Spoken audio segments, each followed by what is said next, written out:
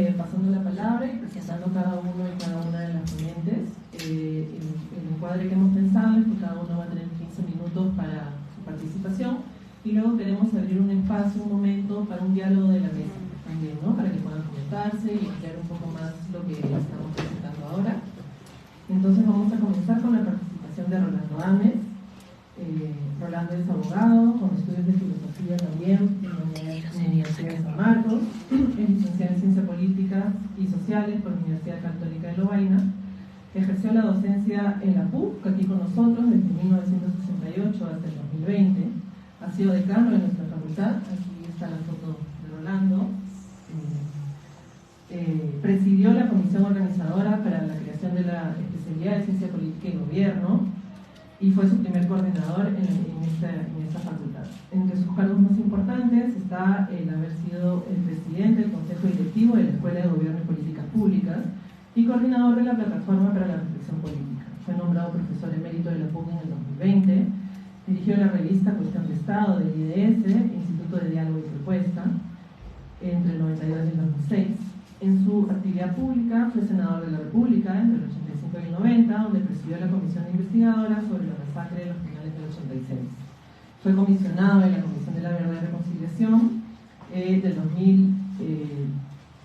2001 al 2003, recibió la de Amnistía Internacional por la GBR y la distinción de miembro de honor de la Academia Peruana de la Salud. Actualmente forma parte de la Comisión de Asesoría Económica y Social del Arzobispado de Lima y es un gran y querido amigo de la facultad. Le paso la palabra.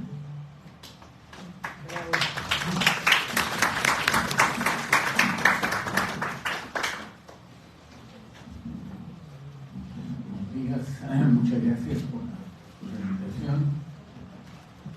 Tengo que combinar, como si el tema no fuera ya complejo en sí mismo, tengo que combinar el aspecto afectivo que me causa estar en esta sala, además de confianza.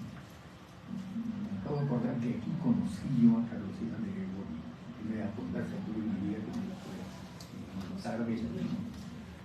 Dije que haciendo los recuerdos afectivos con los cuales se vino ahorita, no se preocupen, en esta sala conocí a Carlos Iván, profesor de San Marcos, Jorge.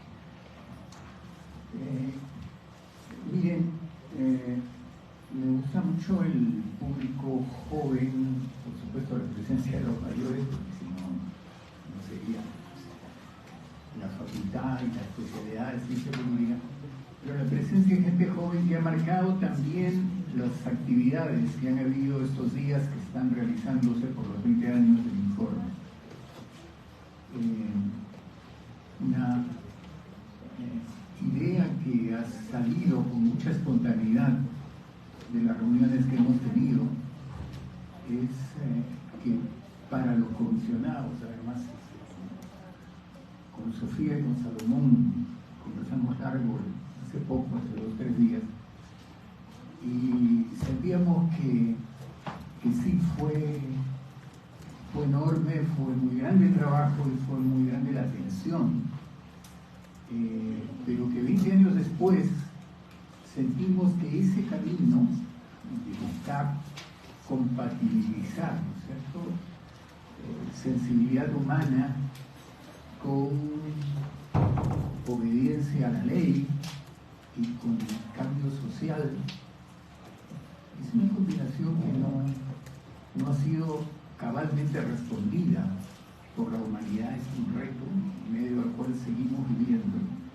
Y entonces lo que nosotros hicimos fue entrar a un camino que ya lo habían empezado cuando empieza la violencia en Perú. La primera gente que protesta y que rechaza son los familiares de las víctimas, son la gente del lugar. Yo tenía un entrañable amigo de Tuchano que alguna vez allá me dijo: no, Rolando, el tema aquí, el miedo, lo tenemos más por el Estado, porque el Estado no nos conoce. Entonces la posibilidad de la detención arbitraria es mucho más frecuente que con Sendero, que nos conoce y nosotros sabemos cuidarnos. Y si no nos metemos con ellos, tenemos más confianza que no nos va a pasar nada. Es decir, la experiencia de la comisión y de las comisiones de la verdad es situarse en un proceso violento y tratar de entender tanto las causas como comprender o cómo ubicar a quiénes fueron los responsables, quiénes fueron los responsables políticos, pero quiénes fueron los responsables en la ejecución de las acciones, tanto por parte del terrorismo como por parte del Estado. Es un trabajo de análisis, pero este trabajo de análisis se da en medio de esta complejidad y en medio de la conciencia entonces que la Comisión de la Verdad Peruana no la podemos mirar como un hecho del pasado. Es genial celebrar los 20 años, pero es indispensable entender que los 20 años son un momento de un camino que continúa.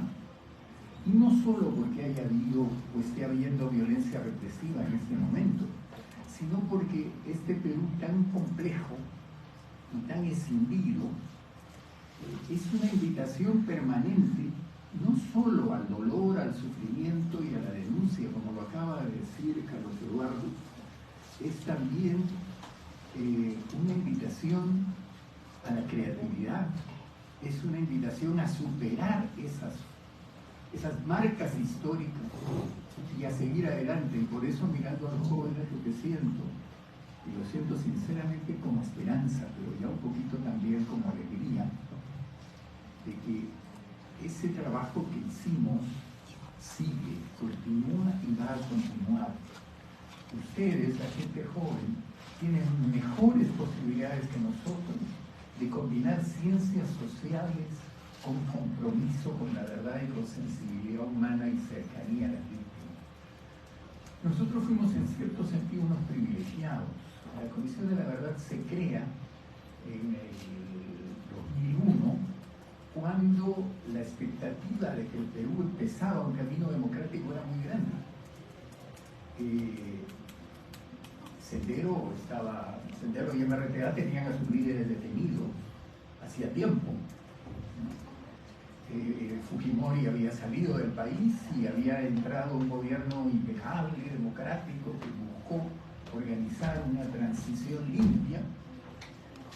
Y entonces nosotros pudimos hacer un trabajo, y esto lo digo respondiendo a unas indicaciones muy precisas de Inés, de hablar del mecanismo de la Comisión de la Verdad, lo institucional y lo político. Bueno, efectivamente las comisiones de la verdad son unos organismos peculiares, porque se crean después de conflictos violentos mortales, donde ha quedado las huellas estas de dolor, de sufrimiento, de injusticia, de frustración. Pero se crean con la dificilísima misión de sanar, de buscar que comprender por qué ocurrió eso y corregir las causas. Entonces es un trabajo, digamos, si uno lo mirara un poco de lejos, diría es un trabajo de curso, ¿no? Porque es un trabajo de corregir, de rectificar para nunca más repetir. La misión no puede ser más noble, no puede ser mejor. Y sin embargo, sabemos que, por ejemplo, está claro que el racismo forma parte del aire que respiramos y muchas veces de nuestras propias conductas. Entonces, eso es, ¿no? Las comisiones de la verdad son un mecanismo complejo y cuando nosotros empezamos este trabajo, teníamos la precedencia de comisiones de la verdad en Argentina, en Chile, en El Salvador, y un trabajo internacional en países del norte que habían vivido la violencia nazi, por ejemplo, la violencia fascista, y que además tenían la conciencia, algunos países y algunas gentes de esos países, que con la conquista violenta y con la colonización había empezado el maltrato de un colectivo sobre otro, de una raza sobre otra. Tuvimos la ocasión el otro día de escuchar a un embajador de un país europeo que nos invitó a los comisionados y nos dijo literalmente eso. Nos dijo: nosotros queremos ayudar porque nosotros sabemos que empezamos la violencia colonial. Y esa está en el origen, ¿no? La pregunta muy ambiciosa y con segunda de Mario Vargas Llosa de cuándo se jodió el Perú. Claro, no era bueno ponerla para su historia entera, entonces ha sido un lindo tema de reflexión. Pero es evidente que en la conciencia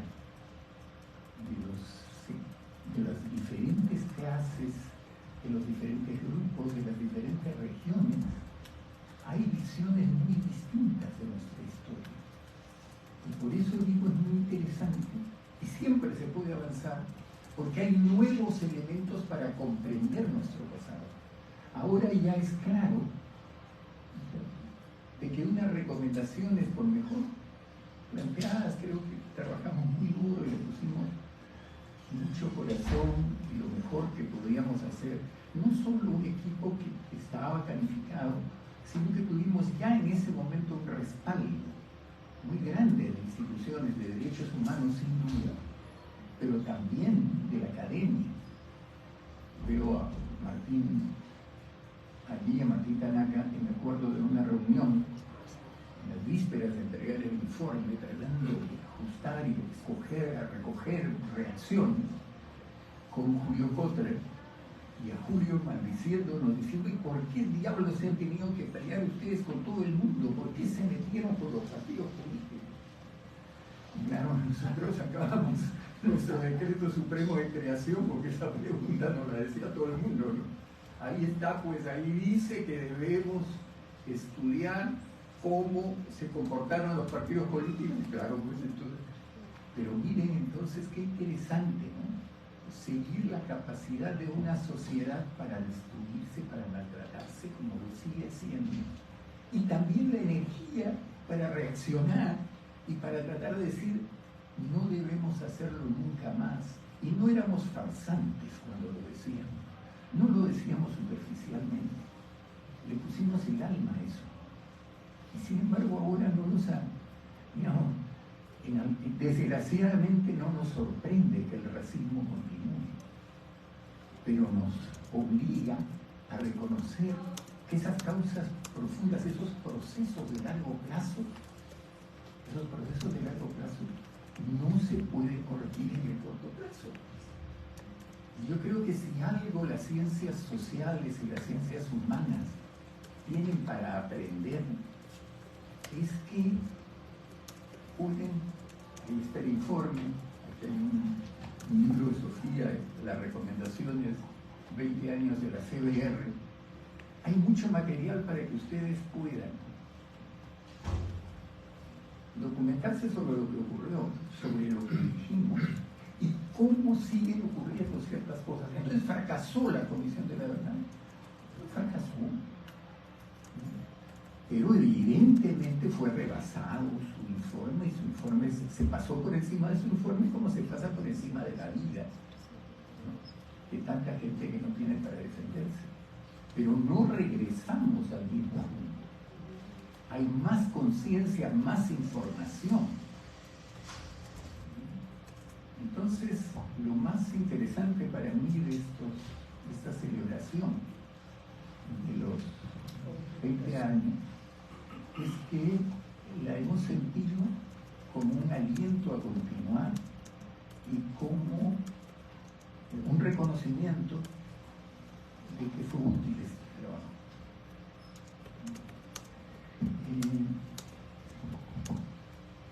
Tenía muchas cosas para decir, siempre me ocurre y no se ocurre, ¿no? Me acuerdo, perdón, no era anécdota, pero le pone materia a esto.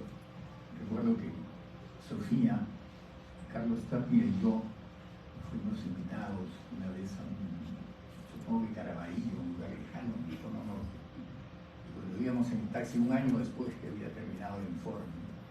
Decíamos los tres, uy, cuánto dura el camino, estamos apurados, hagámoslo corto, hablamos un montón porque no podíamos parar de hablar. un año después, para dar cuenta de todo lo que habíamos visto, de todo el dolor que habíamos visto.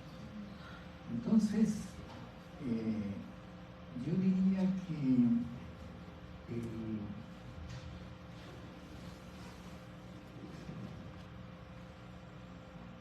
quizá el reto es que unas ciencias humanas y unas ciencias sociales que hoy tienen muchos más recursos técnicos para conocer los hechos, sean rigurosos no solo para conocer los hechos inmediatos, sino para comprender los hechos inmediatos en procesos de larga duración. El sentido de la vida social no se puede agotar en registrar solamente los hechos, y sin registrar con rigor los hechos, todo lo demás son interpretaciones afectivas, deseos, iras, pasiones que no construyen. Entonces esa tarea de ser rigurosos con los hechos, pero también ubicarlos en el contexto histórico, es fundamental. Cuando pusimos el nombre del Hatun Guyacu para nombrar la versión de síntesis del informe, de nuevo fue Gregory el que me dice: Hatun Guyacu, gran relato. Hay que pelear por el valor de los grandes relatos en un tiempo de auge de la posmodernidad esa, ¿no? Entonces, eso pues, en esa pelea estamos, hay que estar ubicados en las peleas históricas de su tiempo. La vida es mucho más interesante cuando la vivimos abiertas a lo social y no encerrados en el individualismo inmediato. Bien, que les vaya bien en sus trabajos. Me han invitado mucho a los jóvenes y que las ciencias sociales de esta universidad dentro de 20 años tengan más motivos para celebrar. Y que celebren no solo lo que no pudieron lograr, que celebren también el que hayan aportado, a que haya un poco más de respeto mutuo, un poco más de apertura y de superación de estos ímpetus primarios de odio y de racismo que estamos viendo ahora.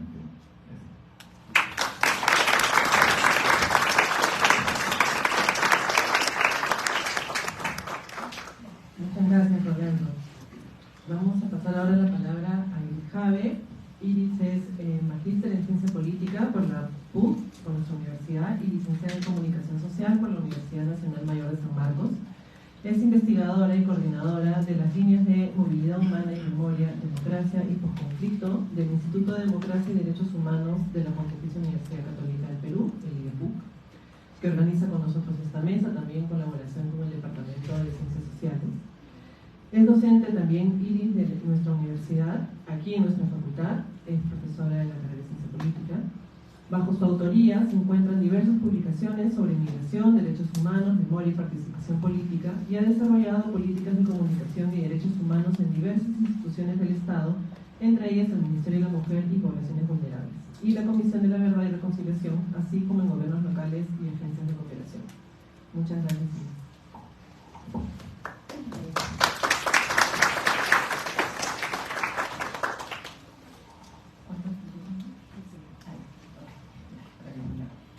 Bueno, muchas gracias a Inés, con quien hemos dialogado para esta mesa.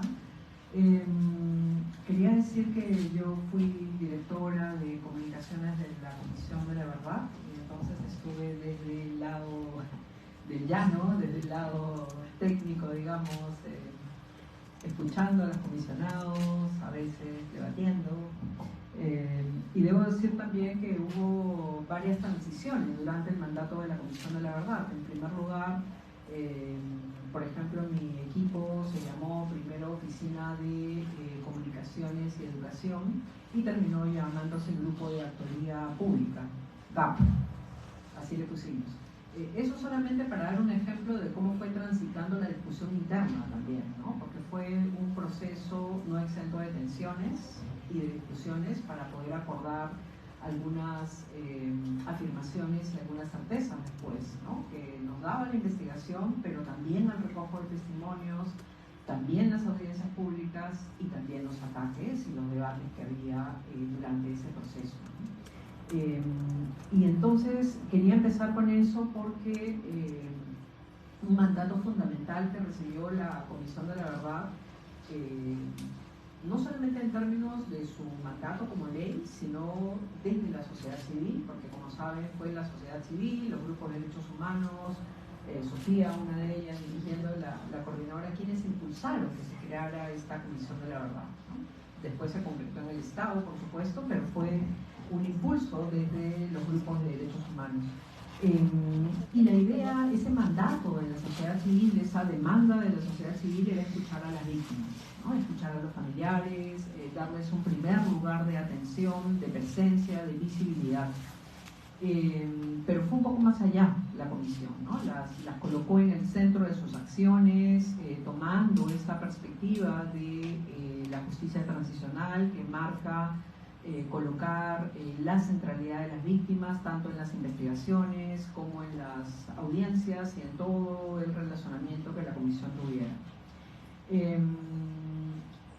Yo he preparado una pequeña exposición que espero hacerla en el tiempo breve para dar cuenta de cómo ha sido ese tránsito, esa transformación de estas organizaciones de víctimas y familiares, cómo han ido apareciendo, cómo formaron parte de la comisión y cómo fueron apareciendo después.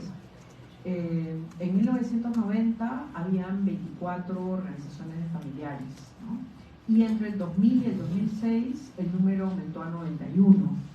Creo que eso nos está hablando también de una mayor presencia y de una mayor actoría de las víctimas, no solamente como sujetas de estudio, no solamente como testimoniantes, sino también como actoras políticas, ¿no? Porque van a ir transitando por todo un camino de participación, de acción y de incidencia que va hasta el día de hoy. Y la comisión efectivamente se convirtió en una ventana de oportunidad para que estas organizaciones puedan colocar sus demandas, para promover su visibilidad y para que puedan intervenir tanto en los procesos de discusión cuando no eran tomadas en cuenta, por ejemplo, para hacer el plan integral de reparaciones al principio, o cuando se convirtieron en testimoniantes y tenían que ser preparadas y dar su voz. Y entonces solamente quería referirme a unos hitos que yo he organizado en las trayectorias de participación de las víctimas a través de diversas formas que vienen desde los años 80 hasta los últimos años, ¿no? En primer lugar, las víctimas y familiares participan buscando respuestas. Lo primero que hacen es salir a las comisarías, a los cuarteles, para denunciar la desaparición de sus familiares, pero también para inquirir sobre dónde pueden estar, qué pueden hacer, y se les ocurre ir al Estado, a las comisarías, a la Fiscalía, al Ministerio Público, también a las iglesias y a las organizaciones de derechos humanos, pero en primer lugar buscan al Estado. No les dan las respuestas, no las atienden, etc. En segundo lugar, transitan hacia la calle, hacia la movilización pública, intervenciones en espacios públicos, marchas, movilizaciones. Creo que esto fue reflejo también de un trabajo colectivo con organizaciones de derechos humanos, de iglesias, organizaciones sociales, pero fue muy político en ese momento salir a la calle. Estamos hablando de los años 80, cuando hay mucho temor, mucho miedo, mucho dolor, y se atreven a salir a la calle. Una tercera forma de participación tiene que ver con el testimonio. El testimonio como forma de participación y búsqueda de reconocimiento. Es decir, no solamente dar su testimonio para ser incorporadas en la denuncia pública, sino también para ser reconocidas, para que las demás personas, las demás instituciones, los medios de comunicación se enteren, se informen que estaban ocurriendo estas situaciones de violencia. Un cuarto hito que marco tiene que ver con todas las formas de memoria, con todas las formas de conmemoración, ¿no? Hoy esta semana estamos conmemorando los 20 años de la entrega del informe final, pero estos espacios de memoria ya existían en los 80, en los 90, como una demanda permanente de las víctimas, conmemoraciones propias o colectivas, pero había mucha capacidad para poder agruparse y poder visibilizar lo que estaba ocurriendo, ¿no? Expresiones de esa conmemoración las hemos tenido más concretas y más armadas ya en los años 2000 con el Museo de la Ampasel y con los cerca de 140 lugares de memoria que hay en todo el país. Finalmente, otro hito que marco es la participación en espacios de diálogo. Ya durante el post-conflicto, la Comisión de la Verdad abre esta ventana de oportunidad también para que familiares puedan ser reconocidas como sujetos y sujetas políticas.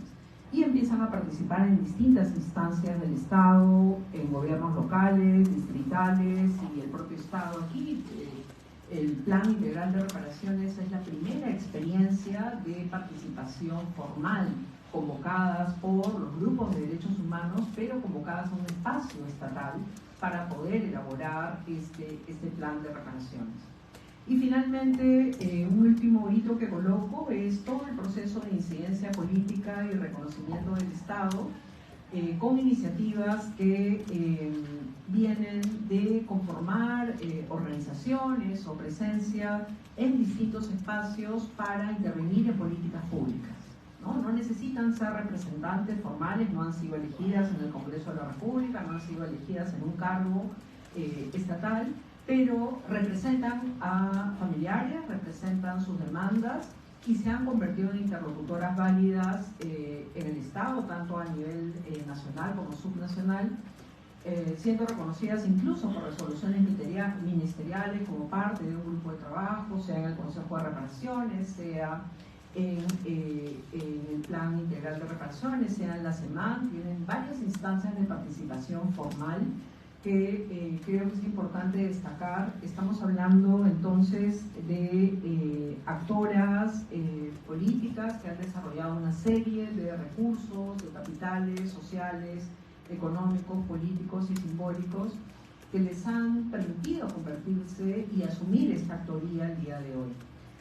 Ahora están debatiendo y debaten durante las últimas elecciones si van a la representación formal en medio de la crisis de partidos que tenemos, ¿no? Ya han tenido algunas de sus representantes que han sido elegidos.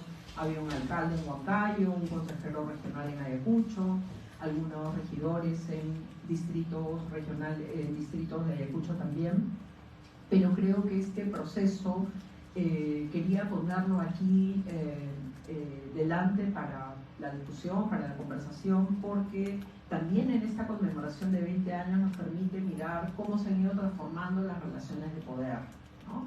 Cómo hablamos de un dolor que sigue presente, hay cerca de 22.000 personas desaparecidas todavía, hay una búsqueda permanente, hay una serie de acciones que faltan, hay desafíos que faltan, pero hay otras políticas que se han avanzado y se han fortalecido también por el impulso de estas familiares, no siempre organizadas, pero se han fortalecido también con su presencia, formalizando espacios estatales e irrumpiendo en la vida política sin pasar necesariamente por formas de representación formal. Fortaleciendo su propia agencia, desarrollando y configurando un nuevo escenario de relación entre el Estado y la sociedad. Y eso me parece importante también colocarlo en la mesa para darnos cuenta de cómo hay otras dimensiones de participación política que van apareciendo y que podemos hablar en el post-conflicto de nuevas relaciones sociales y políticas también después de estos 20 años. Muchas gracias.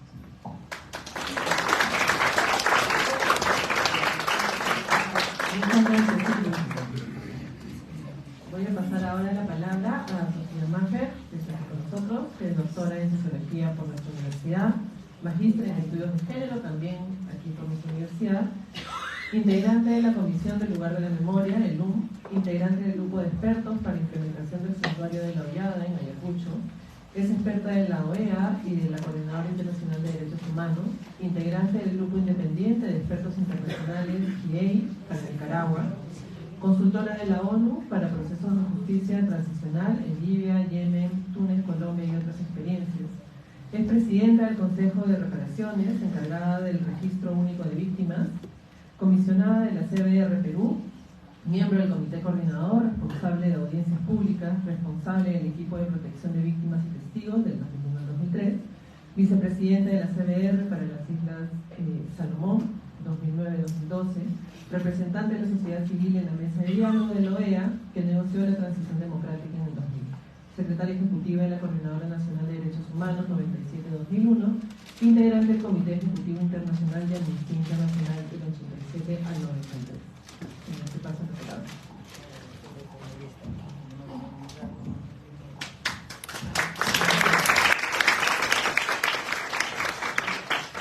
Gracias. Yo he dividido mi participación en 4 puntitos. Entonces, uno primero es sobre cómo afecta o cómo toman el informe de la Comisión de la Verdad diferentes sectores. Para unos son una amenaza y para otros ha sido una oportunidad. Y ahí hago como agrupo, ¿no? Más o menos para quienes ha sido una oportunidad. Ha sido una oportunidad para las víctimas, a más poca oportunidad, porque yo creo que es un proceso que no ha acabado. Para las víctimas, para la comunidad de derechos humanos, para el sistema de justicia, para los funcionarios públicos y para la academia y el arte. Es una amenaza fundamentalmente para los partidos políticos, una buena parte de partidos políticos y militares y policías. ¿Y cómo veo más o menos en relación a oportunidades, ¿no? Para las víctimas claramente era el reconocimiento de las violaciones a los derechos humanos que venían ellas denunciando, digo ellas porque la mayoría de las organizaciones está integrada por mujeres, y se confirma, ¿no? La Comisión de la Verdad confirma que esas cosas pasaron, pero además confirma que no fue solo Sendero Luminoso y el MRTA, sino que también agentes estatales. Para la justicia también ha sido muy importante, o sea, todos los procesos judiciales que se han tenido que realizar, ya sea por cumplir con su función de hacer justicia frente a los crímenes, sino también por mandatos que vienen desde la Corte Interamericana que les obliga a hacer procesos judiciales. Se han dado más de 100 sentencias, más de 60 condenatorias en relación a este periodo, y todas ellas, incluidas las sentencias que se les da al MRTA y a Sendero Luminoso, están basadas en la información de la Comisión de la Verdad. Y eso se cita en todas las sentencias. Y no ha habido un solo abogado de la defensa de estos casos, de los que han sido sentenciados, que han podido rebatir lo que señaló el informe de la Comisión de la Verdad en la reconstrucción de eventos y de crímenes que se cometieron durante ese periodo. Es una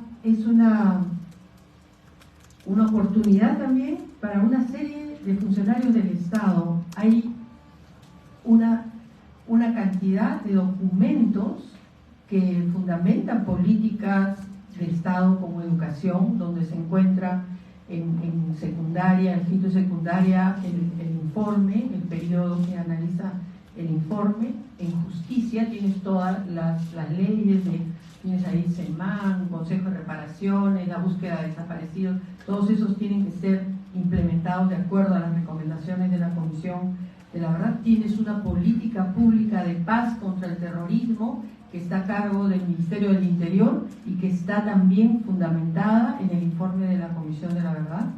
Sí, es es la única política pública aprobada contra el terrorismo y por la paz. Y tenemos también interesante una cantidad de normas que se escriben y sorprendentemente, cuando no es una de las aliadas, pero la Moyano, que es la congresista, acaba de presentar una iniciativa de ley para modificar la ley el título de la ley de reparación 28592 para llamarla ley de reparación para las víctimas del terrorismo, y basa toda su argumentación en la Comisión de la Verdad, o sea, cita toda, es interesante. Pero bueno, ahí es, ¿no? Y como amenazas, bueno, mi organización, que ya lo ha señalado Iris, hay 133 sitios de memoria, han ganado una narrativa, y la academia, hay cientos de tesis sobre el tema del conflicto y el arte, películas, etc. Y la amenaza, yo creo que fundamentalmente para los militares y policías es la justicia, los procesos judiciales, y la narrativa que señala, o sea, que hay una condena social frente a los crímenes cometidos, por más que no se haya leído el informe en su totalidad. Yo sí creo que se cambió un imaginario en este país, y la gente sabe que no fue solo Sendero los que cometieron crímenes, sino también fueron agentes del Estado. Entonces hay una narrativa que se perdió para ellos, ¿no? Y yo supongo que para algunos de los políticos esto les justifica, o sea, es como identifican el informe de la comisión como un discurso de izquierda, y que les hacen seguramente perder posiciones en términos de discurso, ¿no? Para algunos políticos acá.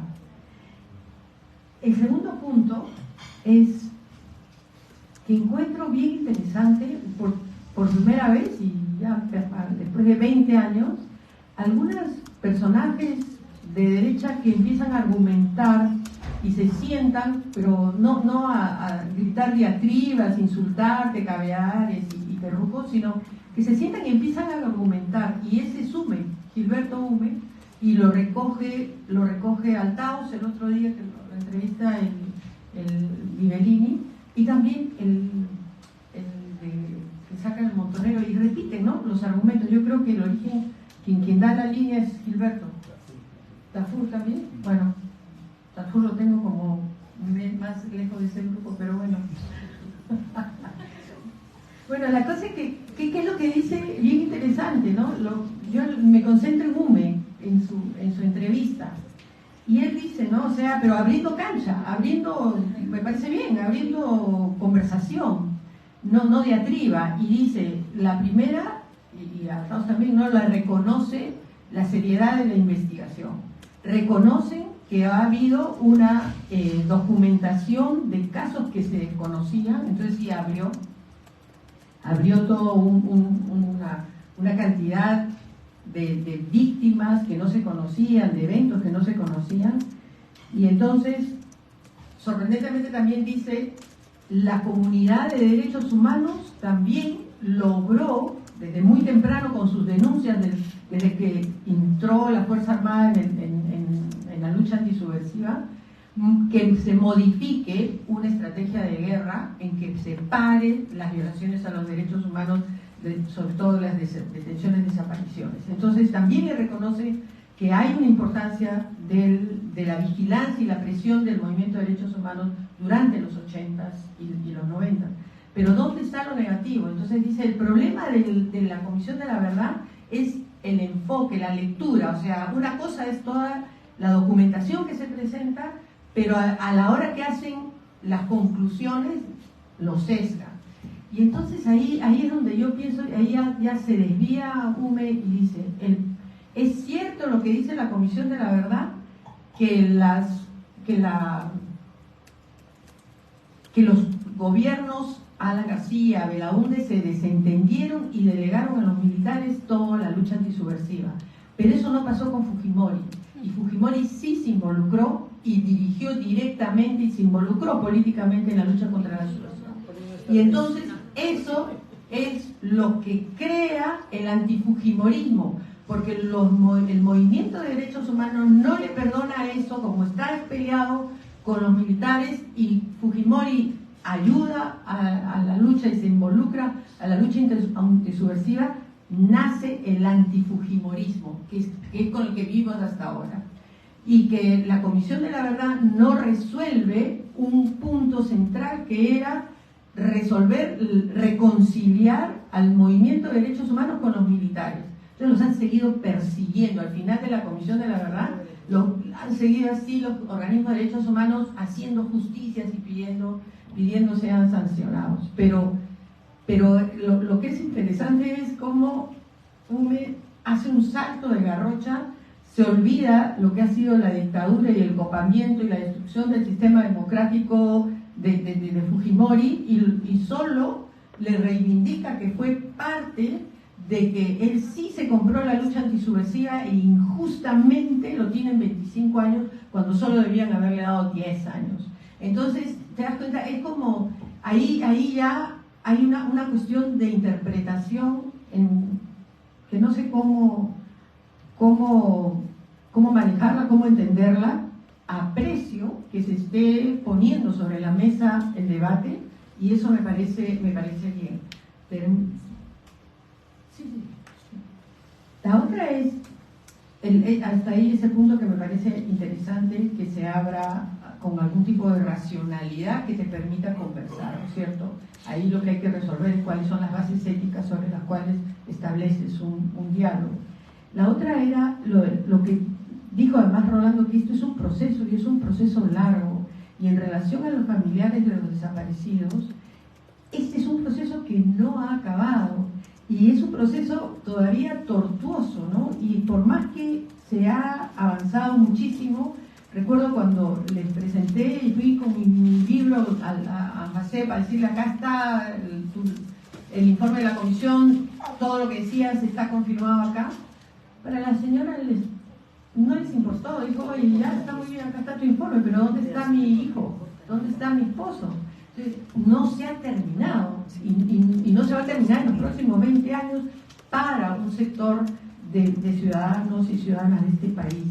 Y entonces hay todavía unas demandas insatisfechas, hay una cantidad enorme que se ha gastado el Estado en reparación, pero se ha hecho de manera burocrática, desvirtuando lo que es el sentido de una reparación. Entonces la gente se la ha burocratizado y la gente no se siente reparada, y la gente entonces se siente todavía que tiene que estar luchando para seguir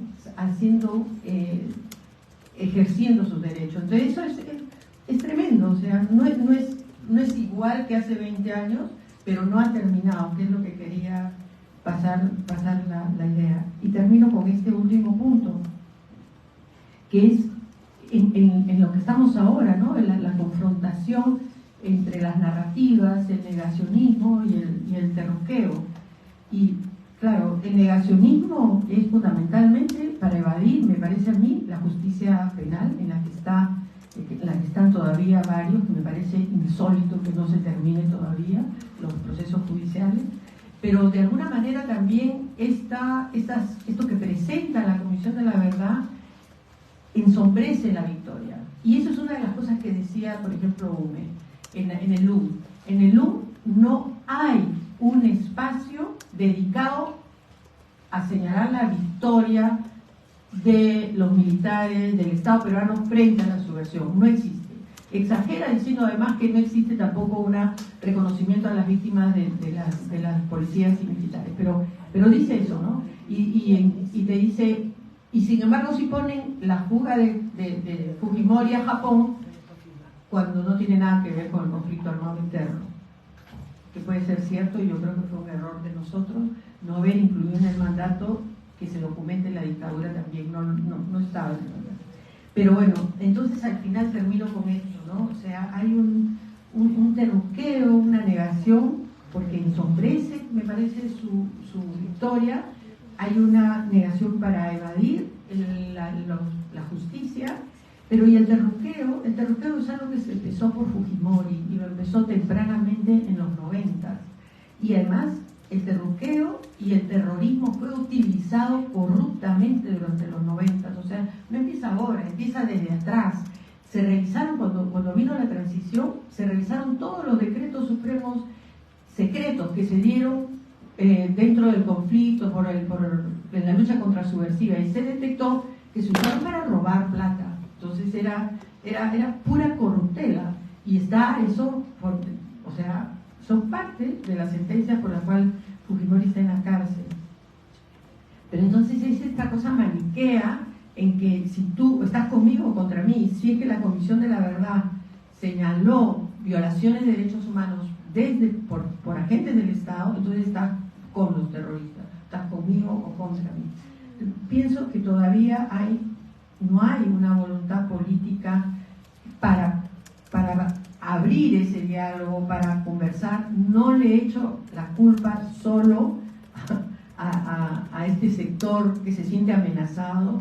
Yo creo que también del otro lado, de sectores de derechos humanos de mi comunidad y algunas organizaciones de víctimas tampoco tienen ningún interés en sentarse a conversar, porque no ven que haya un reconocimiento real de lo que pasó y de lo que hicieron. Entonces todavía queda mucho por hacer y empezar. Yo sí creo que hay que insistir en abrir ese diálogo, y ese diálogo tiene que ser sobre la base clarísima de justicia y reconocimiento de las cosas que se hicieron mal.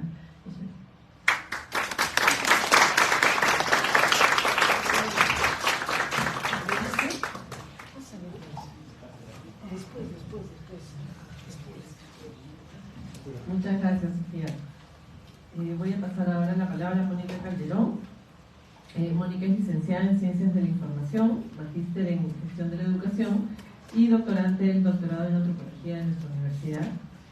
Es jefa de la Biblioteca Alberto Flores Galindo, la Biblioteca de Ciencias Sociales aquí en nuestra universidad, docente de cursos sobre comunicación científica de la carrera de Ciencias de la Información de la Facultad de Letras y Ciencias Humanas y activista de la Biblioteca Perú.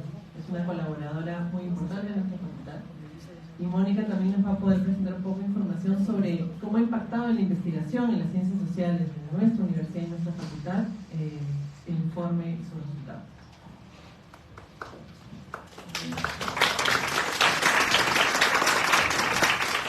Buenas tardes con todos. Para mí es un honor estar sentada aquí con el profesor Ames, con Iris, con Sofía, que cuando revisábamos la lista de las publicaciones veíamos sus nombres, no solamente de ustedes, sino también de otros tantos profesores e investigadores de la universidad, y que vemos sus obras citadas en las bibliografías, como se los vamos a presentar en un momento, pero como van a ver, muchas veces la evaluación del impacto de las publicaciones científicas se ven a través de algunas bases de datos internacionales, globales, que aparecen en las menciones en los reglamentos o en los incentivos para publicar y para investigar, tanto a nivel de la institución, de nuestra institución, como también a nivel de reglamentos nacionales, que da el CONCITEC o también como lo ha dado la SUNED. Entonces vamos a ver ahí qué resultó, porque en el proceso, les cuento, aquí está Wendy Barronego, con quien hemos hecho el análisis de los datos. Tuvimos que en el camino ir modificando nuestras expectativas respecto a los datos que íbamos a analizar. Entonces tengo que presentar, ¿sí? Y les voy a ir contando qué encontramos.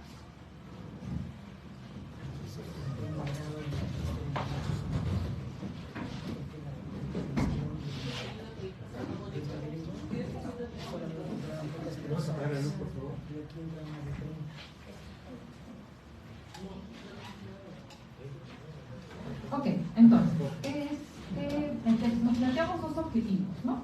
El primero fue medir el impacto, es un análisis de tipo bibliométrico en el que tratamos de visualizar o identificar el impacto de las publicaciones de los docentes, investigadores, mediante el conteo de las citas que reciben en las bibliografías de las investigaciones, ¿no? Y por otro lado también queríamos ver qué había pasado con las tesis. Ahora, esto, las tesis, y tanto las tesis como las publicaciones estaban referidas inicialmente solo a la Facultad de Ciencias Sociales y a los departamentos con los que se enlaza principalmente, que son el Departamento de Economía y el Departamento de Ciencias Sociales. ¿Cuáles fueron las fuentes que utilizamos? Me pasan la voz y tiempo, por favor. Bueno, entonces, la primera fuente que utilizamos fue Scopus. Ahora les voy a contar de qué se trata Scopus, que es una base de datos global, internacional, muy mencionada como referente para identificar publicaciones científicas, para ver su calidad, etc. Y otras fuentes que también tuvimos que complementariamente utilizar fueron el catálogo del sistema de bibliotecas de nuestra universidad, el repositorio de tesis y otras fuentes referenciales secundarias para cotejar datos, como fueron el campus virtual de la universidad, el directorio web de docentes de Católica y incluso también ir a Google o a Google Scholar. Fue un proceso complejo, tuvimos que ir, regresar y viendo cómo íbamos modificando la recopilación de datos, ¿no? Bueno, para darles una contextualización general sobre Scopus, fue creada recién en el 2004 y el conflicto armado pues data de años atrás, ¿no? Luego está compuesta principalmente por revistas científicas y libros, conferencias, entre otros, que han pasado por una evaluación para estar indexadas en esta base de datos de Scopus. La medición del impacto de las publicaciones se da a través del conteo de las citas. Además tiene un banco de datos de registros de autores con datos permanentes, datos fijos, digamos, como normalización de firmas de autores, identificadores únicos como ORCID. Los investigadores que están aquí rápidamente identifican de qué estoy hablando, ¿no? El DOI para identificar los documentos, etc. Y además también da datos sobre la afiliación institucional de las publicaciones. Scopus es una gran base de datos, ustedes pueden ver ahí que son, hasta la fecha en que publicaron esto, eran 69 millones de registros de bibliografías, de autores y de afiliaciones institucionales. Y a pesar de que siempre se presenta como una base de datos global en donde han incorporado publicaciones de los diferentes continentes y de las diferentes regiones, podemos ver ahí en las cifras rápidamente que las revistas indexadas en esta base de datos que provienen de América Central y del Sudamérica son pocas respecto al resto de publicaciones que vienen del norte global, ¿no? Como pueden ser Estados Unidos o de Europa. Entonces ahí hay una brecha en cuanto a representación de investigaciones, de publicaciones indexadas en esta base de datos. Y también, disculpen, eso representa también la brecha del uso del idioma, ¿no? ¿Por qué? Porque esta base de datos concentra principalmente revistas publicadas en inglés. Y eso justamente luego se ve al momento de hacer la recopilación de datos, ¿no? Bueno, por otro lado también hay una brecha en cuanto a la representación de disciplinas académicas en esta base de datos global, en donde hay mucha más publicación referida a ciencias exactas, ciencias puras, ciencias de la salud, respecto a las ciencias sociales, en donde incluyen también a las humanidades y a las artes. Entonces, bueno, ese fue más o menos el proceso rápido, que se ve muy rápido, pero fue muy engorroso el momento de hacerlo, el proceso de recolección de datos y de análisis, ¿no? Comenzamos por una búsqueda principal que resultó infructuosa en Scopus, y que tuvimos que luego adecuarnos haciendo lo que llamamos una búsqueda secundaria, que en un ratito les voy a explicar, y de eso se obtuvo como 27.000 y pico líneas de referencias bibliográficas que analizamos luego, ¿no? Tuvimos que hacer una depuración de datos porque no había normalización de firmas de autores, no había incluso datos de títulos de las publicaciones, quisimos hacer análisis de palabras claves, de representación temática de las investigaciones, y tampoco se pudo hacer porque no había palabras claves o keywords. Entonces, bueno, ya con la recopilación hecha y con la reestructuración del camino que se hizo del análisis de los datos, luego hicimos filtros, añadimos información como por ejemplo departamentos académicos, género, tipo de vínculo institucional, etcétera, para luego poder hacer la representación de los resultados usando gráficos y estadísticas porcentuales. Ok, en la primera etapa, esa fue la etapa en la que dijimos, ok, pasamos por Scopus y vamos a ir a hacer una búsqueda con palabras clave como seguramente muchos de los estudiantes y estudiantes jóvenes que están aquí saben que así comienzan haciendo sus monografías de investigación. Entonces entramos en Scopus y quisimos hacer la recopilación utilizando todas estas palabras claves, ¿no? Conflicto armado, guerra interna, violencia política, justicia transicional, memoria, terrorismo, etcétera, y nos dimos cuenta de que cuando hacíamos esta búsqueda resultó demasiado engorroso.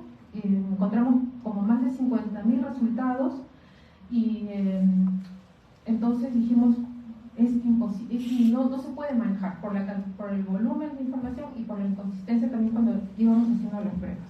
Entonces tuvimos que reajustar y de pasar a una búsqueda temática pasamos a una búsqueda centrados en un eje institucional basándonos en los términos Comisión de la Verdad o CDR y utilizando Perú. Esos fueron los términos que finalmente usamos para recopilar los datos en Scopus. Entonces, de esta primera búsqueda, esta búsqueda principal por CDR o Comisión de la Verdad, identificamos 246 referencias bibliográficas, de las cuales 48 correspondían a publicaciones de autores con filiación, de alguna manera tenían vínculo con la Universidad Católica. ¿Sí? Entonces, de esta primera, pero lo que nos preocupó, y por eso tuvimos que replantear la recogida de datos, fue que muchos artículos de investigadores de Católica no estaban en ese resultado. Y en cambio sí habían autores que provenían de universidades estadounidenses principalmente, pero que habían publicado en inglés. En cambio, en nuestros artículos, los artículos de nuestros autores, ya me adueñé de ellos, de las publicaciones eran en español, estaban hechas en español. Además, estos autores del norte global ya venían acostumbrados de publicar en estas revistas indexadas, con revisión por pares, etcétera, ¿no? En cambio, digamos, los lineamientos nacionales e institucionales de publicar en revistas indexadas, en Scopus o en cuartiles altos, de publicar en inglés, etcétera, digamos, son lineamientos más recientes frente a las publicaciones sobre estos temas. Ok, entonces tenemos aquí que de estas 48 publicaciones seleccionadas, ¿no? Solo encontramos un libro. En cambio, como les decía, publicaciones cuyos autores tienen vínculo con la Universidad Católica. Pero encontramos 36 artículos de publicaciones de revistas indexadas y 11 capítulos de libro, ¿no? Digamos, aquí también se ve cómo que estas bases de datos se centran en artículos de revistas y no de libros, que es el tipo de publicación preferido por los investigadores de ciencias sociales y de humanidades, ¿no? Entonces allí, ahora Scopus ha tratado de enmendar esa brecha porque es un reclamo, digamos, de la comunidad de investigadores a nivel global de que los libros no están indexados en esta base de datos, ¿no? Entonces, a partir del 2014 comenzaron a indexar libros. Voy pasando rápidamente. En cuanto a colaboración, es una tendencia general de que ciencias sociales se publican preferentemente de manera individual y no grupal, y eso también se ve aquí en los porcentajes, ¿no? El 37% se publicó en coautoría en más de una persona y 63% en autoría individual. En cuanto al género de autores, las mujeres tienen 30 publicaciones y en cambio hombres solo un 21% o 10 autores. Y también ustedes ven ahí externo vinculado, ¿no? Tratamos de identificar los autores que habían tenido un tipo de vínculo con la universidad, por ejemplo, publicando con el fondo editorial de la Católica o en alguna revista de esta universidad, ¿no? Y en cuanto a docentes, que alcanzaban el 31 autores, podían ser docentes vigentes o retirados o docentes de baja. Y comunidad PUC en general, por ejemplo, ahí está Iris, ¿no? Como investigadora del IDPUC. Ok, y bueno, por facultad, por departamentos académicos, esta fue la representación. Sociales es el que más publicaciones tenía de esta búsqueda inicial, y luego estaban seguidos por humanidades, derecho, psicología y economía. Ok, vamos a ir pasando rápidamente porque cuando pasó esto, incluso hay una lista de por autor cuántas publicaciones tenía, pero como vemos el conjunto de datos era pequeño todavía. Por años, ¿cómo varía? En el 2019 hay un pico, nos imaginamos que puede ser porque hay lineamientos institucionales y políticas nacionales, como la creación del RENACYT, el impulso institucional de que los investigadores estén afiliados, estén presentes en este Reglamento Nacional de Ciencia y Tecnología, y además también tiene tal vez que ver con que en el 2018 se publica el informe por los 15 años de la CNR. Además, luego vamos a ver que también hay cierta relación con las tesis. Bueno, estas son las citas recibidas. Psicología tiene es la que tiene más citas recibidas por sus artículos, seguido por sociales. Como vimos que fue muy pequeño el mundo y que había grandes publicaciones, había publicaciones importantes que no estaban en este conjunto, dijimos, ok, vamos a descargar las bibliografías de estos 246 artículos identificados en la búsqueda inicial. Ahí es donde creció el universo, ¿no? Y de esas 246 bibliografías descargadas de cada artículo, obtuvimos un total de 27.407 referencias bibliográficas. Y de esas 27.400, 828 referencias correspondían a publicaciones con autores vinculados a la Universidad Católica. Sí, es decir, que hay un conjunto importante de bibliografía que son de autores de la Universidad Católica, pero que no están indexadas en la base de datos principal de Scopus. ¿Sí? Ok, entonces ahí vino la depuración de información. Tuvimos que identificar qué tipo de rol tenía el autor con respecto a la universidad, si eran docentes, si eran investigadores de Católica, si eran egresados, que ahí hay un importante rol de los docentes haciendo investigación con los estudiantes de la universidad que han publicado artículos, también capítulos de libros que han sido estudiantes de pregrado de la facultad o también de maestrías y de doctorados, ¿no? Entonces, bueno, ahí está el proceso de selección.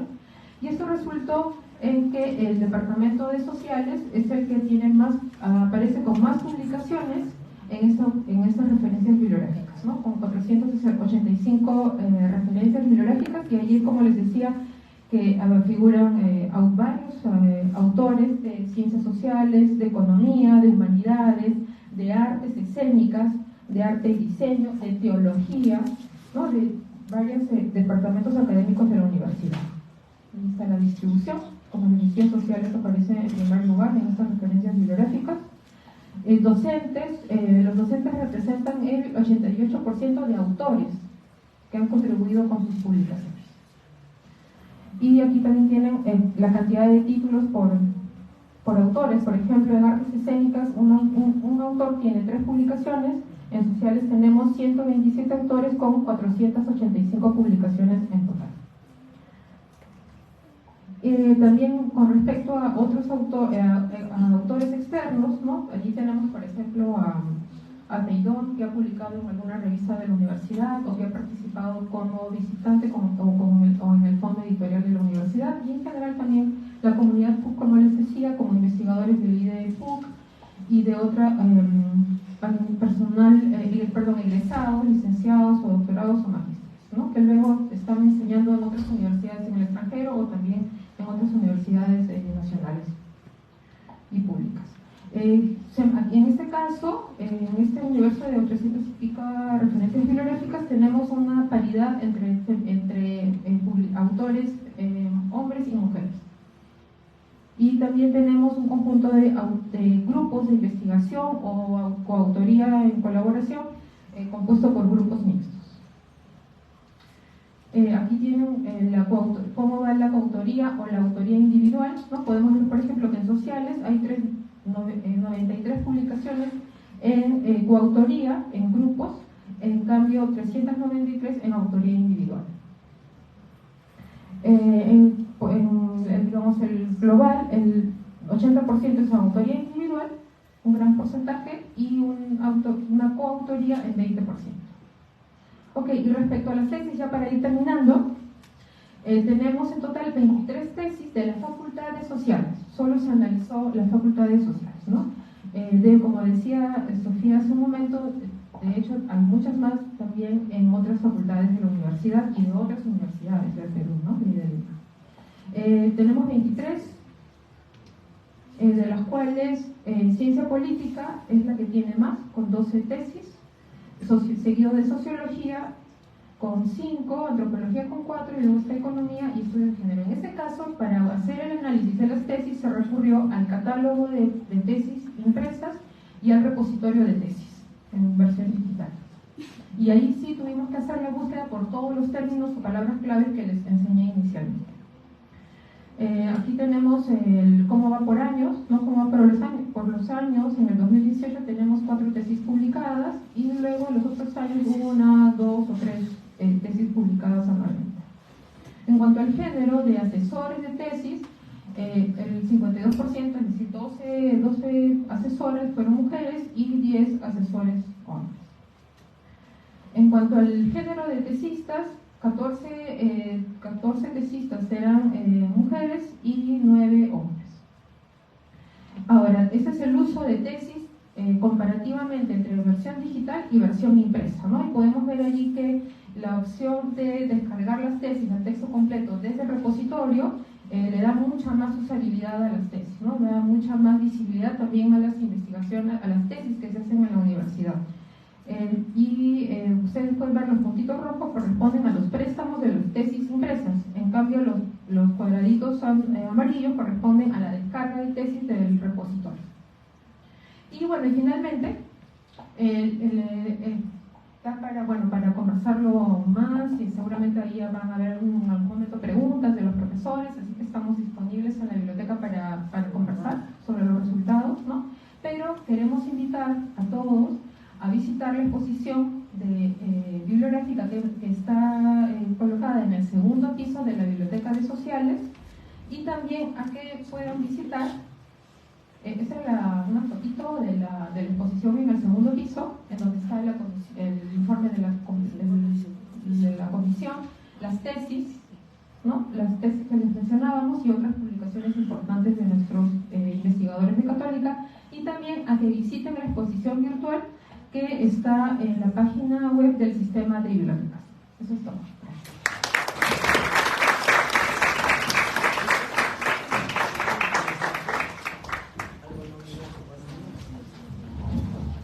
Muchas gracias, Mónica. Vamos a aprovechar un tiempo más aquí en la mesa para abrir un diálogo entre las participantes, el participante, para intercambiar algunas ideas a propósito de sus participaciones. ¿Sí? Entonces, Rolando, ¿quieres comenzar?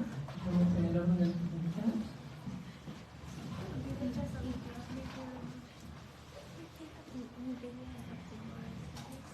Sí, porque creo que el conjunto de las exposiciones muestra esta característica muy propia del fenómeno de la Comisión de la Verdad, de ser un fenómeno tan multidimensional que puede ser visto desde tantas perspectivas.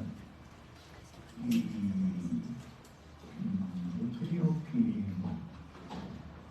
la producción de material académico sobre la Comisión es muy grande. Creo que el criterio seguido, que lo comprendo, porque es el criterio, digamos, de la casa, lo que profesores de aquí han escrito, encanaría si se hiciera un trabajo sobre lo escrito en los medios sobre la Comisión de la Verdad. Mucho y muy importante.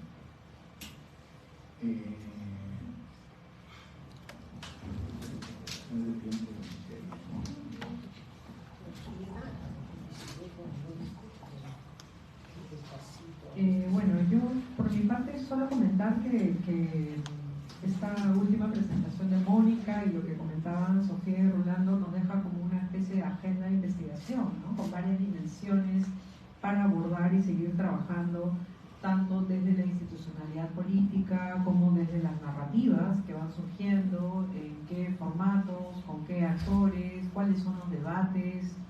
Estamos hablando siempre de debates solamente de memoria de salvación versus memoria de reconciliación, se abren otras dimensiones, memorias subalternas, estamos hablando de nuevos actores, son los mismos actores en la vida política, en los medios, en el legislativo, en el ejecutivo, que regresan, que se reinsertan de distintas formas.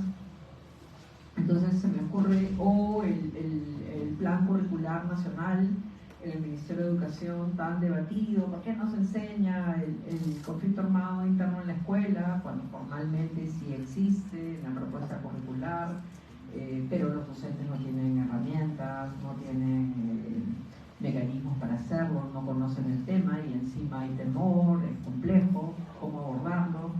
En fin, se me ocurren así como temas como para una agenda de investigación desde distintas dimensiones, ¿no? No solamente desde las ciencias sociales, sino también desde otras disciplinas. Ahora que tratamos de intercambiar debates con otras disciplinas, creo que es interesante también mirar estas dimensiones para comprender esos otros procesos.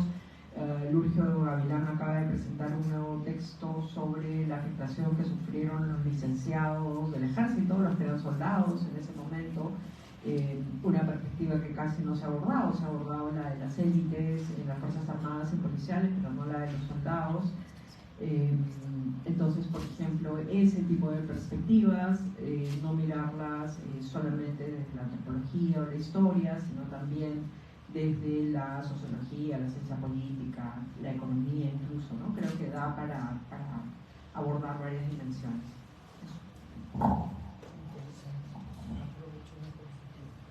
Sí, yo también, muy breve. Hay una serie de temas que no se tocaron y por falta de tiempo no podíamos hacerlo. Yo creo que un tema pendiente de revisar más es todo lo de los soldados, que fueron además en ese tiempo levados, chicos, ¿no? De 17 años, 18 años, y llevados a las zonas de emergencia, y no hay información sobre ellos, ¿no? Incluso hay soldaditos desaparecidos. Y eso, por ejemplo, todo ese tema de soldados. Otro tema que me pareció que quedó como también muy poco trabajado fue lo de niños y niñas, ¿no? No solo huérfanos, sino todo lo que pasó con niñez y cuáles son las secuelas, ¿no? de lo que ellos vivieron. Yo recuerdo cuando hice mi tesis de maestría en género, había cómo usaron el espacio público las quechuas, y las únicas víctimas en audiencia pública eran las que cuando fue el conflicto ya tenían 9 años. Esa era la única que le habían arruinado la vida, que la mandaron a una casa de sirvienta aquí en Lima. Pero entonces, eso es toda una cosa por explorar, y los huérfanos, ¿no? Como lo que la Taylor también plantea, esta de los hijos productos de violación, y que es todo un tema también en que se han usado los hijos productos de violación como prueba de la violación, pero no qué pasó con esos chicos, ¿no? Y cuál es la vida de ellos y cómo la han resuelto. Otro que me parece, pasando a otro tema, pero que para la investigación, yo creo que hay que exigir que se abran los archivos. O sea, hay archivos que siguen cerrados, y hay cosas que se tienen que terminar de investigar, ¿no? Por ejemplo, están cerrados todos los archivos que le decomisaron a los senderistas o a los emergentistas, que los tienen en Adircote. Creo que los tienen encuadernados y los enseñan solo a cuentagotas cuando ellos, a los que deciden enseñárselo, porque es casi clandestino. Ni siquiera estamos hablando de los archivos y los partes de la Adircote, sino estamos hablando de la documentación que fue confiscada de Sendero Luminoso y la MRTA, que hay montones de cosas que se pueden seguir investigando y conociendo. Pero también en los archivos de la Comisión de la Verdad, o sea, no hay una política de archivos y no te permiten entrar. O sea, hay una ley de protección de tus datos personales, pero hay una cantidad de testimonios que se tomaron y que como no firmaron una autorización en el 2002 para que sean utilizados esos, puedan ser citados sus testimonios, no te los dan. Y entonces están guardados ahí en la Defensoría del Pueblo, y yo creo que es una cantidad de... Yo cuando hice mi investigación esta de pluralidad, habían 500 testimonios de ese tipo, solo pude acceder a 300, o sea, 200 están cerrados. Tiene que haber una política de abrir. Yo estoy segura que la gente que contó eso quería que se entere, si no, no iba, porque uno iba voluntariamente a dar su testimonio. Estoy segura que ellos sí querían que se sepa lo que les había pasado. Otra cosa es que tenían miedo, ¿no? Todavía en ese momento. Pero bueno, una política de abrir archivos, que no estoy hablando, mira, de los militares y todo eso para los procesos judiciales, estoy hablando de cosas que deberían poder nosotros tener acceso y que tiene que ver con una política de, no sé, de memoria, de archivos, no lo sé, pero bueno, eso, ¿no? Y terminar simplemente, que me parece como súper importante lo que dijo Rolando, que esto no es un tema de que presentaste un informe hace 20 años, es un proceso que no ha acabado, por supuesto, este debate de que tú no puedes decir que porque eres pobre te vuelves un revolucionario, o sea, las causas de la violencia, que además el amigo Humer cita a Tanaka, a Tanaka. Claro, la pobreza no te hace guerrillero, pues esa no es, o sea, el inicio de la guerra fue una decisión ideológica y una decisión política de Sendero Luminoso y el MRTA, no. Lo que presentó además la comisión es una fotografía de cómo estaba el Estado preparado o no para enfrentar en ese momento un conflicto armado, una guerra subversiva. Y creo que estaba mal, estuvo pésimo, y por eso que nuestra primera conclusión en la Comisión de la Verdad es: encontramos un país dividido, con brechas profundas, y un Estado además absolutamente ineficiente, que pudo terminar antes este conflicto y se demoró más por una serie de dificultades para poder enfrentarlas, y es algo que lo tenemos hasta ahora. Entonces esa es la vigencia, creo, de lo que es este informe para este periodo, pero que sigue siendo la fotografía de un Estado ineficiente para garantizar derechos en este país. Gracias. Sí, bueno, comentarles que esta primera aproximación al análisis del impacto de las publicaciones ha mostrado, nos ha evidenciado más brechas existentes, ¿no? Además la aplicación los lineamientos que se dan a nivel del gobierno para, digamos, registrar a los investigadores en sus publicaciones es una buena práctica que debería seguirse dando. Y también, bueno, del lado de mi carrera, que es Ciencias de la Información, el cuidado de los metadatos, el trabajar siempre con los investigadores en cuanto a cómo registrar sus publicaciones, el hacer seguimiento al impacto de estas en estas bases de datos globales. Eso va ahí, digamos, es un punto de partida, ¿no? Pero que hay todavía mucho por seguir haciendo, como bien lo han anotado ustedes.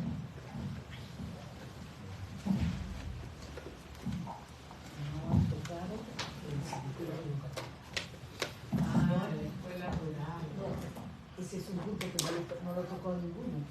Cómo utilizó Sendero Luminoso toda la red, todo lo que fue educación, y que lo que quiere hacer ahora la señora Moyano con su nueva constitución para niños, están haciendo lo mismo que hizo Sendero Luminoso. No hay que olvidar eso nunca, por favor. O sea, eso hay que enfrentarlo ahora. Yo solo quería agregar un ejemplo, un hecho importante, ¿no? Vivimos una sociedad cada vez más compleja. Ustedes saben que se especula, ¿no es cierto?, sobre la Comisión de la Verdad y sus contactos clandestinos con el terrorismo internacional, etc. Toda la documentación de la Comisión de la Verdad íntegra está guardada en la Defensoría del Pueblo.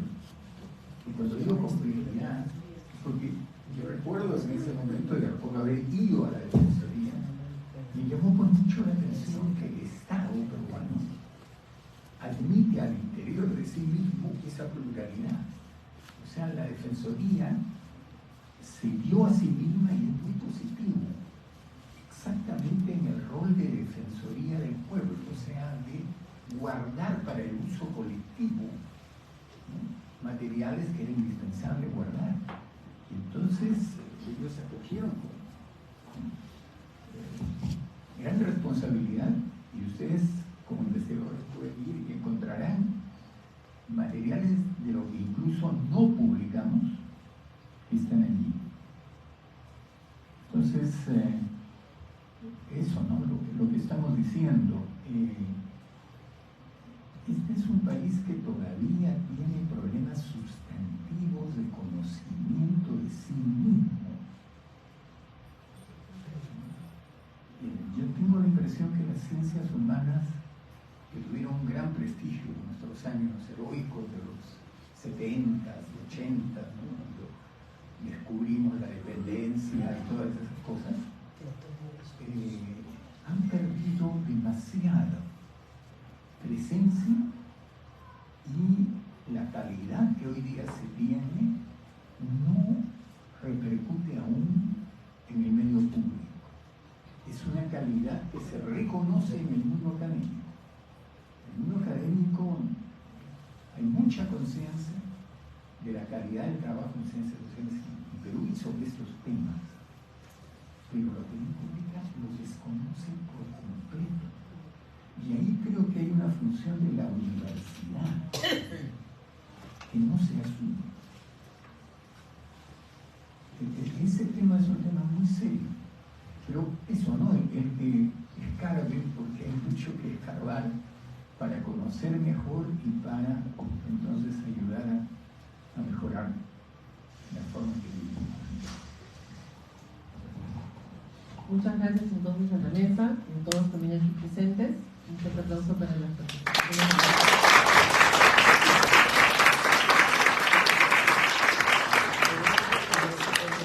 Tenemos